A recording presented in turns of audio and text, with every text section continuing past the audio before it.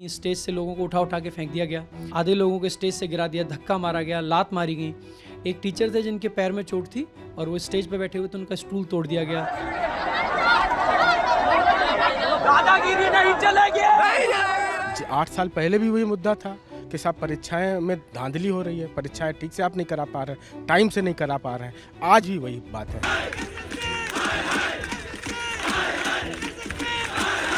कि देश में इतना हालात ख़राब है कि अगर घर में हम बोलेंगे कि सरकार के खिलाफ प्रोटेस्ट में जा रहे हैं तो वो नहीं जाने देंगे। क्यों जानते हो? वो मारेंगे, पीटेंगे। सर, माँ बाप डरते हैं कहीं केस हो जाएगा तो बच्चों का भविष्य बर्बाद हो जाएगा।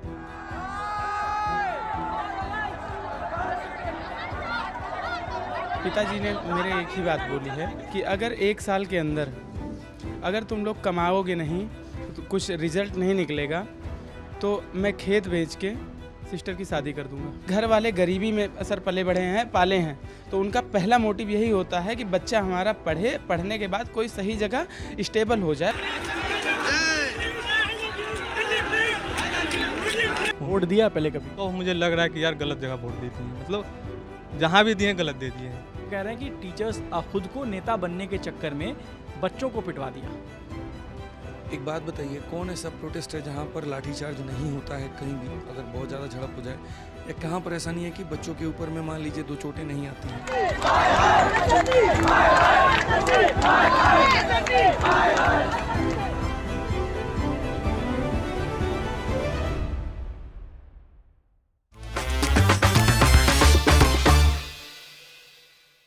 आदाब, मैं हूं शादाब, आप देख रहे हैं द क्विंट। और कहते हैं कि 8 साल में पौधा जो है वो पेड़ बन जाता है, बच्चे बड़े हो जाते हैं, कितनों की शादियां हो जाती हैं, कितने रिश्ते टूट जाते हैं और जो छोटे बच्चे उस वक्त होते हैं वो स्कूल में पहुंच चुके होते हैं। लेकिन 8 साल में अगर कुछ नहीं बदला है तो वो है एसएससी की हालात, यानी स्टाफ सिलेक्शन कमीशन का जो हालत है वो नहीं बदला है। 8 साल पहले जब हम ग्राउंड पर थे तब भी प्रोटेस्ट हो रहा था, 8 साल बाद 2025 में फिर प्रोटेस्ट हो रहा है। स्टूडेंट जो हैं सड़कों पर हैं, कई सारी डिमांड है। अब एसएससी के रिफॉर्म की बातें हो रही हैं। जो रामलीला मैदान में लोग प्रोटेस्ट करने पहुंचे उनको प्रोटेस्ट स्थल से हटाया गया और अब हम यहाँ जो है जिसको कहा जाता है कि कोचिंग इंडस्ट्री जो है उसका हब, वहाँ पहुँचे हैं। ये मुखर्जी नगर का इलाका है और यहाँ पर हमारे साथ कई सारे लोग हैं जो एसएससी से जुड़े हुए हैं। हमारे कुछ ऐसे साथी भी हैं जो 8 साल पहले जब हम प्रोटेस्ट कवर करने गए थे तब हमारे साथ थे और आज भी यहाँ शामिल हैं। और कई सारे एसएससी की तैयारी करने वाले लोग भी हैं। इनसे समझेंगे कि क्या डिमांड है, क्या एसएससी को लेकर रिफॉर्म की बातें हो रही हैं, बार बार क्यों एसएससी सवालों के घेरे में रहता है। एक बार हमारे ऑडियंस के लिए अपना नाम बता दीजिए। शैलेंद्र नाम है। शैलेंद्र जी, 8 साल पहले हम लोग मिले और अब फिर हम लोग वापस प्रोटेस्ट की बातें कर रहे हैं और एसएससी को लेकर क्या इस बार क्या मुद्दा है? मुद्दा लगातार वही है, लगातार पारदर्शिता का मुद्दा है।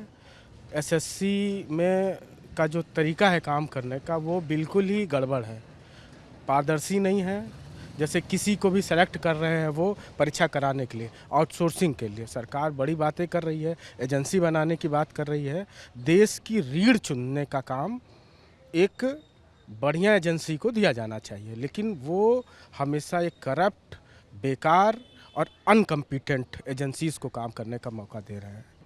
जो पहले जो थी टीसीएस में भी गलती थी लेकिन उसने इम्प्रूवमेंट किया, ये ठीक था। अब ये नया वेंडर आया है एडुकेटी ने एक्चुअली अभी ज्वाइन करा है, नया अभी अडेप्ट करा है। इसमें बहुत सारी खामियाँ हैं। जैसे पहली बात तो एडमिट कार्ड नहीं आता, एडमिट कार्ड आ जाएगा तो एग्ज़ाम सेंटर का नाम नहीं आता, एग्ज़ाम सेंटर पर चले जाएँ तो एग्ज़ाम सेंटर कैंसिल हो जाता है, नंबर 1। नंबर 2, कोई भी पेपर है जब हम स्क्रीन पे देखते हैं तो बहुत सारे ऑप्शंस गायब होते हैं। जैसे वाटर इमेज है, मिरर इमेज वाले जो क्वेश्चन होते हैं उनके क्वेश्चन ही नहीं आते, ऑप्शन गायब हो जाते हैं और मतलब माउस काम नहीं करता है, स्क्रीन से क्वेश्चन ही अलग आते हैं, क्वेश्चन क्या ऑप्शन अलग होते हैं। तो ये सारी चीज़ें हैं। आपने कितना अटेम्प्ट दिया है? मैंने पहले भी दे रखा है, मेरा फाइनल नहीं हुआ था, वो मेंस नहीं हुआ था एक, और अभी इसमें दिया था, फेज 13 का दिया था तो काफ़ी सारी दिक्कतें आई। 3 बारी मेरे कंप्यूटर बंद हुआ था।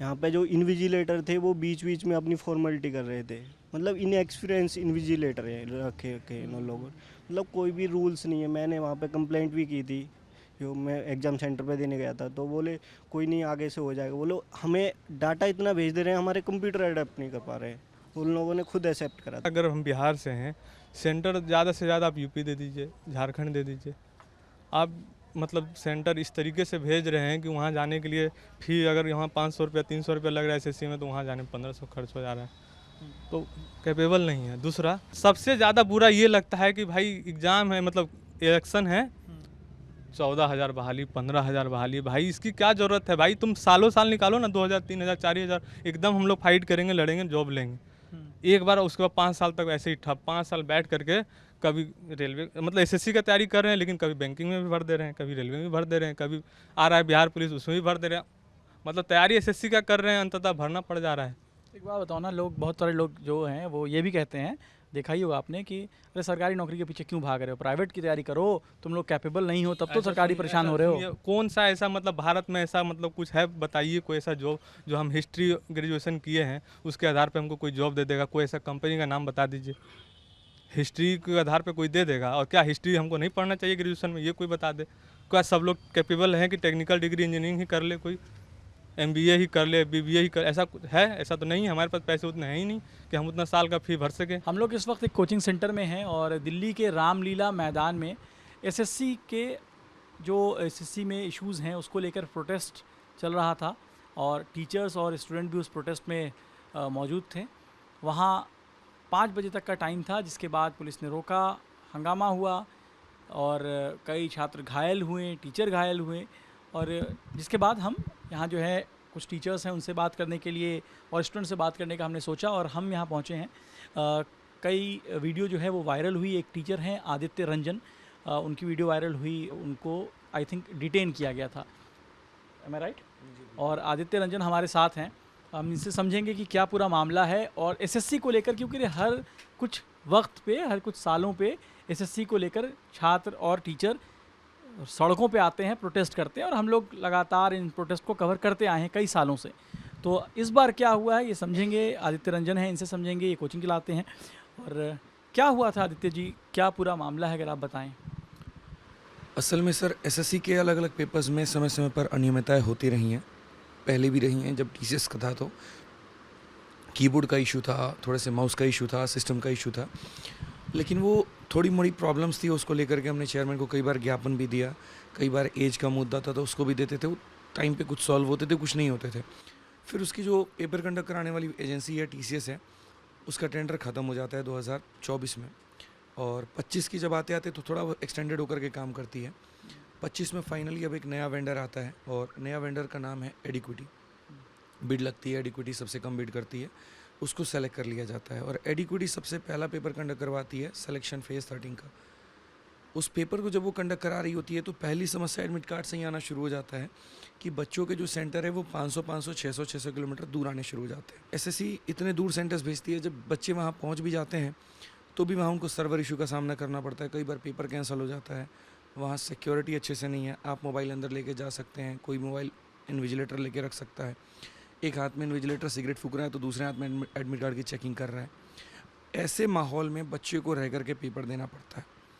उसके बाद क्वेश्चंस की अगर हम बात करें तो उसमें भी काफ़ी दिक्कतें आती हैं।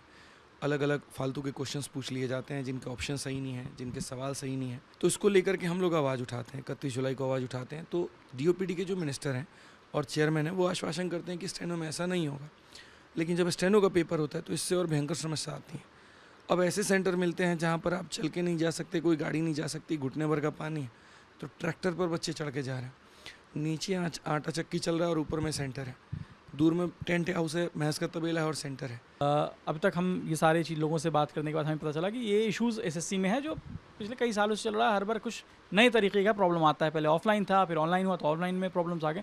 अब सवाल यहाँ आता है कि जब आप 24 अगस्त को प्रोटेस्ट बुलाते हैं और उसके बाद वहाँ आप लोगों को 5 बजे शाम तक का ही परमिशन था और उसके बाद आप लोगों को पुलिस वहाँ से कहती है कि चले जाओ, आप लोग शायद स्टूडेंट नहीं जाते हैं, जिसके बाद एक झड़प होता है या पुलिस पीटती है, लाठीचार्ज होता है या भगाया जाता है, ये सारी चीज़ें का आरोप है।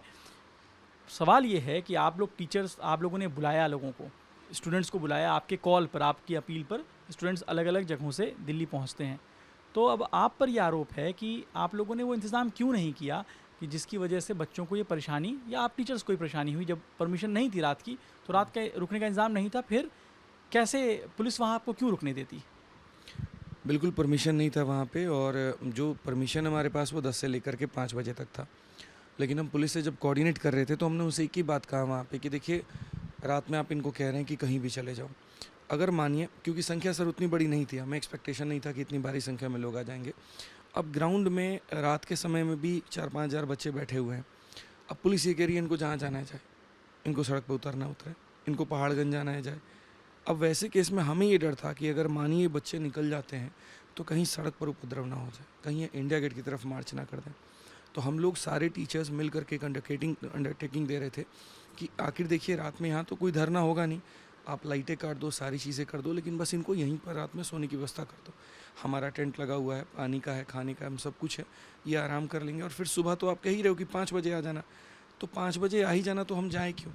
2 दिन के प्रोटेस्ट के परमिशन इनका परमिशन था, तो वो कह रहे हैं कि आपका 10 बजे से आप 5 बजे आ जाइए, हमें कोई दिक्कत नहीं है, रात में मत रुकिए। और हमें साथ में ये भी डर था सर, मैं आपको एक फैक्ट बता दूं कि ऊपर से मिनिस्ट्री से आदेश आ गया था कि जैसे ये खाली करेंगे तो तुरंत वहाँ परमिशन अगले दिन का कैंसिल कर देना, जो एग्जैक्टली आज हुआ है। तो यानी ये आंदोलन को कहीं ना कहीं ख़त्म करने की बात थी। तो लोग जैसे आरोप लगा रहे हैं व्यवस्था नहीं थी तो बुलाया क्यों? देखिए सर, पता है क्या होता है, सरकार को लगता है ना 1000-1500 बच्चे आ जाएंगे और हो जाएगा, कोई दिक्कत नहीं है। ऐसे तो लाखों लोग चिल्लाते हैं, आके भीड़ में चिल्ला लेगा तो मेरा क्या बिगड़ जाएगा। लेकिन जब अलग अलग राज्य से बच्चा वहाँ पहुँचता है, जब नेशनल मीडिया हिलती है, मंत्रालय तक बात जाता है, तो कभी भी किसी की मंशा नहीं होती कि उसको आगे बढ़ाया जाए, उसको ख़त्म करने की पूरी प्लानिंग की जाती है। क्या तरीके अपनाओ जिससे इस आवाज़ को यहीं ख़त्म कर दो। ये पूरा एसएससी को लेकर प्रोटेस्ट कर रहे हैं, उसमें एक चीज़ नई या पुरानी कह लीजिए, टीचर्स के बीच में अब एक कॉन्फ्लिक्ट दिख रहा है। मैं सोशल मीडिया देख रहा था, मैं इस फ्रेटर्निटी का हूँ नहीं, लेकिन मैं जब सोशल मीडिया खंगाला तो मुझे दिखा कि बहुत सारे टीचर्स जो हैं और वो जो एसएससी या यूपीएससी की तैयारी कराते हैं, वो अब आपके अगेंस्ट या बाकी टीचर जो प्रोटेस्ट करते हैं उनके अगेंस्ट हैं, और वो कह रहे हैं कि टीचर्स खुद को नेता बनने के चक्कर में बच्चों को पिटवा दिया। एक बात बताइए, कौन ऐसा प्रोटेस्ट है जहाँ पर लाठीचार्ज नहीं होता है कहीं भी, अगर बहुत ज़्यादा झड़प हो जाए, या कहाँ पर ऐसा नहीं है कि बच्चों के ऊपर में मान लीजिए 2 चोटें नहीं आती हैं? अगर इतने सुरक्षित आप अपने आप को महसूस कर रहे हैं, घर से बाहर मत निकलिए। आप प्रोटेस्ट करने क्यों आए? मैं तो साफ बच्चों से भी ये बात बोलता हूँ कि अगर आप इस भय में हैं कि हम कहीं जाएंगे और फूल माला से स्वागत होगा, आप मत आइए, घर से बाहर मत निकलिए। आप खेलिए कमेंट खेलिए ट्विटर कैंपेन, क्योंकि हमने तो सारे रास्ते अपना लिए ना सर। हमने पहले ट्विटर कैंपेन किया, कोई सुनवाई नहीं हुई।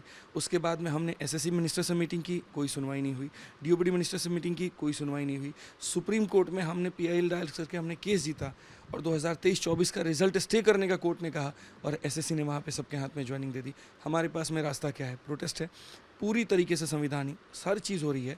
अब उसमें अगर बीच में आकर के पुलिस वाले सिविल ड्रेस में आकर के बच्चों को मारना शुरू करें तो जिम्मेदारी हमारी है, उनके ऊपर में इंक्वायरी करो, उस अफसर को सस्पेंड करो जिसने पुलिस की वर्दी में पैंट पहनी थी, शर्ट उसने वाइट कलर के पहन के आया और लड़कियों के मुंह पे तमाचा मार रहा है, उनके बॉडी पार्ट्स पर हाथ मार रहा है। क्या टीचर्स के इस कॉन्फ्लिक्ट में, टीचर्स के आपसी जो भी प्रॉब्लम हो, कंपटीशन हो या जो भी हो, उनकी वजह से क्या एक आंदोलन जो छात्रों का आंदोलन है उसको कहीं ना कहीं वो डाइवर्ट हो रहा है? पूरा हो रहा है। ये अपने आप में मतलब कहते हैं ना सर, कई बार पढ़े लिखे लोग ही सबसे बड़ी गलती कर बैठते हैं।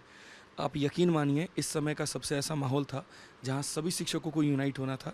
मान लीजिए आपको मेरा तरीका पसंद नहीं आ रहा है, कोई बात नहीं, आप शांत हो जाइए। जब आप कोई काम करेंगे उसमें हम आपका सहयोग कर देंगे, नहीं समझ आएगा हम शांत हो जाएंगे। तरीके हर किसी के हैं, लेकिन अगर किसी के तरीके से कहीं जीत मिल रही है तो करने दो ना। इतनी तो समझ भगवान इनको दे कि अगर आपस में ही लड़ लेंगे तो इससे मिनिस्ट्री की मजबूती और होगी, और वो ये बोलेगा कि एक काम करो, फूट डालो और नीति करो। अभी आपके पास कुछ बच्चे हैं जो कल के प्रोटेस्ट में घायल हुए हों या चोट लगी हो, मिलवाएं अगर आप हमें उनसे? ये तो यही बता पाएंगे किसी को। अभी एक बच्चा था जिसको आपने दिखाया था, जिसके पाँव में चोट था, इनके पैर में चोट है। शिव एक बार दिखाइए कैमरे पे इनको। छोटी मोटी चोटें आई हैं, बाकी तो काफ़ी थे जिनका है। मैं फ़ोटो दिखा सकता हूँ कुछ। क्या नाम है आपका? मेरा नाम सुनील है जी। सुनील, क्या हुआ, कैसे चोट लगी आपको? सर ये तो कल थोड़ा सा पैर खींच गया, भगदड़ में हुई थी सर। हाँ सर वहाँ से कोई पैर खींच गया तो छिल गया था। कल रात में ये हुआ? जी कल रात में ये हुआ। तो आप कहाँ से हैं? मैं राजस्थान हनुमानगढ़ से हूँ। तो आप तैयारी एसएससी करते हैं? तो ऑनलाइन करते हैं ऑफलाइन कैसे करते हैं? ऑनलाइन करते हैं सर, घर पे बैठ के करते हैं। तो सर हम इस आंदोलन में आए थे सर, ये हमारे अकेले आए थे हम। क्या आप कहाँ से आए हैं? झारखंड। क्या नाम है आपका? द्रौपदी कुमारी। तो आप एसएससी की तैयारी कर रही हैं? जी तो मुख्य रूप से सिर्फ प्रोटेस्ट के लिए आप आई थी? जी। क्या हुआ कल प्रोटेस्ट में? कल प्रोटेस्ट के लिए हम लोग आए थे।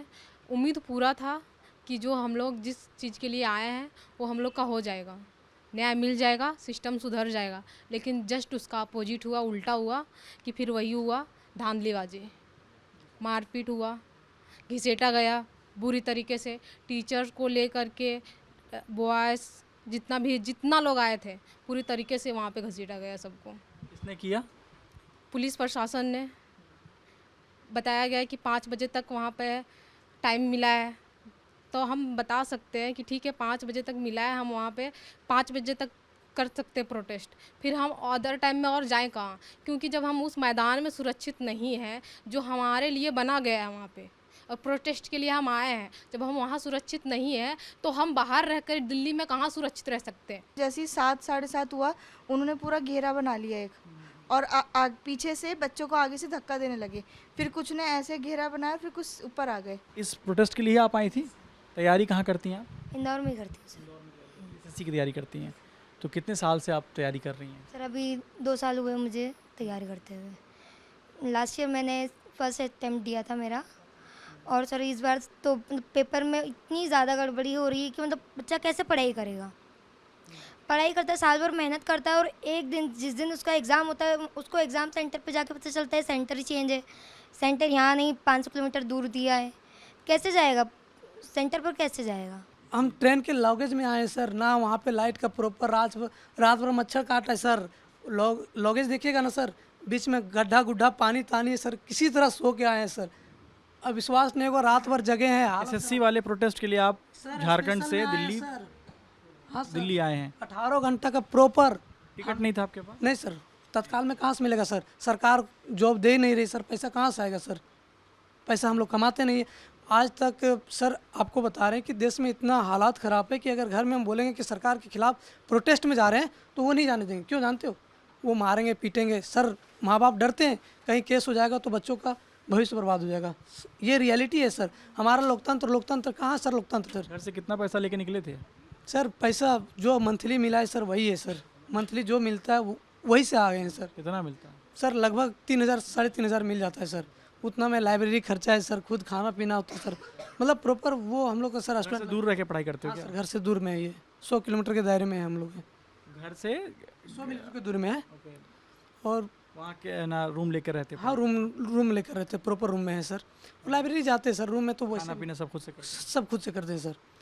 और यही 3500 रुपये महीना घर से मिलता है हाँ सर, पढ़ाई करने के लिए? पढ़ाई करने के लिए उसी पैसे से दिल्ली आ गए? हाँ वही पैसा से। फिर इस महीने का गुजारा कैसे होगा सर? अब माँ बाप देख ही रहेंगे सर, भीख तो मांगेंगे नहीं, कोई दूसरा मदद तो करने वाला है नहीं सर। सरकार ये मजबूरी समझेगी नहीं है, तो घर से लात जूता खा के मिल जाए तो बेहतर है सर। सर हम लोगों के यहाँ बहुत सारी ऐसी गरीबी है। पिताजी जो हैं एक प्राइवेट हॉस्पिटल में रिसेप्शन पर काम करते हैं, पर्ची काटते हैं सर, जिसे हिंदी में बोला जाता है पर्ची काटते हैं। और हम भी अभी के लिए सर बर्गर का ठेला लगा के पढ़ाई कर रहे थे, है ना। और अभी भी सर कंटिन्यू किए हैं, लेकिन अभी कुछ स्थितियाँ आई हैं तो अभी लगभग 10-15 दिन से वो बंद करके मैंने खेती में अभी धान वगैरह लगवाए हैं। तो और पिताजी सर इतने सारे गरीब हैं ना कि कोई मेरे पास बचत नहीं है। हमारे घर में कोई बचत नहीं है, घर कच्चा गिरा पड़ा है। जो सर 4-6 बीघे ज़मीन है, पिताजी ने मेरे एक ही बात बोली है कि अगर 1 साल के अंदर अगर तुम लोग कमाओगे नहीं, तो कुछ रिजल्ट नहीं निकलेगा, तो मैं खेत बेच के सिस्टर की शादी कर दूंगा, क्योंकि हमें समाज भी देखना है। तो सर आप ये बताइए हम क्या करें? हमारे घर से ये प्रेशर है कि मैं अगर रिज़ल्ट नहीं आएगा तो मैं ये काम करूँगा, उसमें मुझे ब्लेम किया जाएगा कि तुम्हारे रिज़ल्ट क्यों नहीं लेके आए। क्या दो आपकी डिमांड का मेरे हाथ में ये डिमांड है, इसको अगर आप समराइज़ कर सकें क्या है? बिल्कुल बिल्कुल, देखो मैं आपको बता देता हूँ एक एक करके जो हमारी डिमांड्स हैं, और सारी की सारी जेन्युइन है कि नहीं बताना। रिसेंटली सिलेक्शन पोस्ट और स्टेनो का एग्ज़ाम होता है जिसमें बहुत सारे इरेगुलरिटीज़ रहे, बहुत सारी कमियाँ रहीं। चेयरमैन साहब ने ऑन रिकॉर्ड न्यूज़ पे आके ये माना, ये एक्सेप्ट किया कि हाँ बहुत सारी कमियां रही हैं। उसके बाद में सिलेक्शन पोस्ट के एग्ज़ाम में जिसमें लगभग 5 लाख लोग यूनिक कैंडिडेट्स अपीयर हुए, वहाँ पे 60,000 लोगों का, लगभग 59,500 लोगों का री एग्ज़ाम कराया गया, which is more than 10% obviously. So 10% से ज़्यादा बच्चों का री एग्ज़ाम, वो भी डिफरेंट शिफ्ट से लेके करा रहे हैं। सो जहाँ पे 2000 वैकेंसीज़ हैं वहाँ पे 60,000 लोगों को एक अलग इन्वायरमेंट में पेपर देने को मिले और बाकी के बच्चों को अलग। तो is it fair? Obviously not. तो ये एग्ज़ाम्स कैंसिल होने चाहिए। इसके अलावा जो इसमें क्वेश्चंस थे ना, उसमें इतनी खामियां हैं कि अभी रिसेंटली स्टेनो की आंसर की आई 200 में से 34 क्वेश्चन ऐसे हैं जो कि गलत हैं, रॉन्ग क्वेश्चंस हैं। किसी में 3 ऑप्शंस हैं, तो किसी में क्वेश्चन में कुछ पूछ रखा है और आंसर ऑप्शंस में कुछ दे रखा है। लाइक मैथ्स का क्वेश्चन दे दिया है, जबकि मैथ्स स्टेनो के सिलेबस में नहीं है। जो एजेंसीज क्वेश्चन पेपर बना रही हैं उनको सिलेबस तक का ढंग से नहीं पता कि स्टेनो में मैथ्स आना चाहिए कि नहीं। उन्होंने मैथ्स के क्वेश्चन पूछे हैं और उन मैथ्स के क्वेश्चंस में ऑप्शंस ऐसे दे रखे हैं, सभी मछलियाँ तैर सकती हैं, सभी कुत्ते बिल्ली हैं, इस टाइप के। एग्जैक्ट क्वेश्चन ये था कि A/B 3/2 है, बी को 800 रुपये का लाभ होता है तो ए को लाभ कितना होगा, और ऑप्शंस थे कि सभी मछलियाँ तैर सकती हैं, सभी कुत्ते बतख हैं, इस टाइप के ऑप्शंस दे रखे। आंसर्स गलत थे, बहुत ज़्यादा ऑप्शंस गलत थे और बहुत सारे क्वेश्चंस के साथ ऐसा था। तो हमारी डिमांड ये थी कि इन दोनों एग्जाम्स को कैंसिल करके पूरे तरीके से रिस्केड्यूल करा जाए, दोबारा से कराया जाए। तो हमारा कहना था कि जब तक अगले एग्जाम्स होंगे उससे पहले ये जो इनकैपेबल वेंडर्स हैं इनको हटाया जाए, चाहे वो क्वेश्चन क्रिएट करने वाली एजेंसी है या फिर एग्ज़ाम कंडक्ट कराने वाली, इनको हटा के दोबारा से एक फेयर प्रोसेस से नए वेंडर्स को सेलेक्ट किया जाए जो कि कैपेबल हों।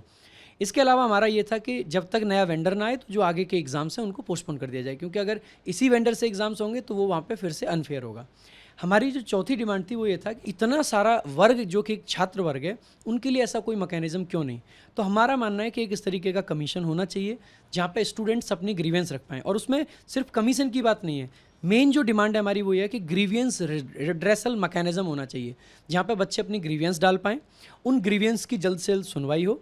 साथ ही साथ में एक एग्ज़ाम एडवाइजरी बोर्ड हो जो कि समय समय पे एग्ज़ाम्स में क्या सुधार करने चाहिए, किस तरीके से वैकेंसीज लानी चाहिए, बच्चे किन चीज़ों से परेशान होते हैं जिसके लिए बच्चों को कोर्ट जाने की ज़रूरत ना पड़े। एग्ज़ाम एडवाइजरी बोर्ड खुद से डिफरेंट जो कमीशंस हैं, चाहे वो RRB है, चाहे वो SSC है, चाहे वो NTA है, उन सबको सजेस्ट करे कि आपको ये चेंजेस लाने हैं। इसके अलावा हमने कहा था कि SSC का जो एग्ज़ाम प्रोसेस है उसको स्टैंडर्डाइज करना चाहिए। जैसे कि ये लोग क्या करते हैं कि डॉक्यूमेंट वेरिफिकेशन जो कराते हैं वो फाइनल सिलेक्शन के बाद कराते हैं, जो कि पहले होना चाहिए। उसके अलावा जब भी कोई भी एग्ज़ाम होता है तो उसकी फाइनल आंसर की रिजल्ट के काफ़ी बाद आती हैं। इससे क्या होता है, बच्चों में एक पैनिक क्रिएट होता है कि यार मेरे मार्क्स तो इतने थे, लेकिन फाइनल आंसर की जब आती है पता चलता है उसके क्वेश्चंस के आंसर ही चेंज कर दिए गए। तो क्यों ना जब भी आपको रिजल्ट के बाद आंसर किया, हाँ जी, फाइनल आंसर कीज़ हमेशा रिजल्ट के बाद आती हैं। तो हमारी डिमांड सिर्फ इतनी है कि पहले फाइनल आंसर कीज़ जारी करो, उसके हिसाब से रिजल्ट जारी करो, क्योंकि जिस बेस पे रिजल्ट बना है कम से कम बच्चे को वो तो पता होना चाहिए। तो हमारा ये है कि इसको पूरे को स्टैंडर्डाइज करो। ये जो आप बता रहे हैं, चाहे स्टेनो का एग्ज़ाम हो या पोस्ट फेज 13 का बता रहे हैं, इसमें वैकेंसी कितनी, सीट्स कितने होते हैं? सीट्स इसमें बहुत कम रहते हैं, बहुत सारे डिपार्टमेंट्स हैं। हमने ये भी एक डिमांड रखी थी कि क्यों ना जितनी भी अनफुलफिल्ड वैकेंसीज़ हैं इनको भी फुलफिल किया जाए, हमारी ये भी एक डिमांड थी। तो इसको भी इन्होंने पूरा नहीं करा। इसके अलावा एक बहुत मेजर इशू बताता हूँ, जैसे अभी हमने बताया ना स्टेनो में बहुत सारे रॉन्ग क्वेश्चंस आए। अब इन रॉन्ग क्वेश्चंस में पता है क्या होता है, अब बच्चा जाता है कोर्ट, ये गलत आंसर देते हैं और फिर ये मानते भी नहीं है। बच्चा कोर्ट जाता है और कोर्ट कहता है कि यार ये तो आपने गलत दे दिया आंसर, तो ये अपना कोई भी सोर्स ला के मार देते हैं। बच्चों ने कहा कि देखो NCERT में इस क्वेश्चन का आंसर ये है, ये कहते हैं कि हम ऐसे NCERT को स्टैंडर्ड सोर्स नहीं मानते हैं। तो हमारी डिमांड ये थी कि पहले तो कोई रॉन्ग क्वेश्चन होना नहीं चाहिए। अगर रॉन्ग क्वेश्चन है तो उस केस में SSC को ये स्पेसिफाई करना चाहिए कि इनका ऑथेंटिक सोर्स है क्या। सारे फॉर्मेट्स बनाए, इसमें हमने पूरा मेंशन करा अब तक कितने कोर्ट केस हुए हैं, इन कोर्ट केस में SSC के खिलाफ में क्या डिसीजंस आए हैं। बड़ा मोटा सा है ये, मोर देन 250 पेजेस का है। पूरा का पूरा जो ड्राफ्ट है मैं आपको बता देता हूँ, ये यहाँ तक आपका जाता है, 255 पेजेस हैं इसमें, 255 पेजेस हैं। ड्राफ्ट है क्या एग्जैक्टली?